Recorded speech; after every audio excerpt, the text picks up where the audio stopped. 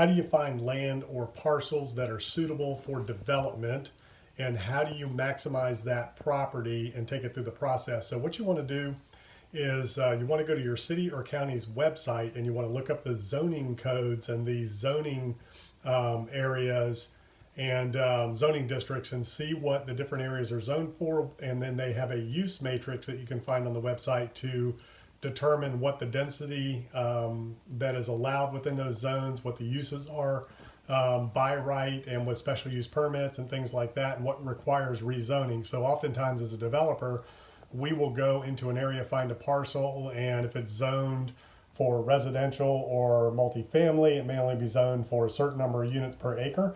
So we can go in there and apply for a rezoning to get more density, like you see with subdivisions, with planned urban developments, things like that, PUDs, PUDs, planned urban developments. You can go in there within the rules of like a planned urban development subdivision and get more density out of your lots. You can do age restricted, you have height restrictions, lot coverage, setbacks, things like that. So there's a lot of things that you need to take into consideration when you're trying to find land to develop where you want to get density. So you need to look at the zoning districts, find out what the parcels are zoned for, find out what the density allowable within those zoning codes are, and then find out what your uses are so that you can make sure that what you want to do is allowed, that you can get the kind of zoning and the amount of density you're looking for, whether it's square footage, number of units, whatever it is. And then if you can't, then you need to find out, can you rezone the property? What does the climate look like for rezoning?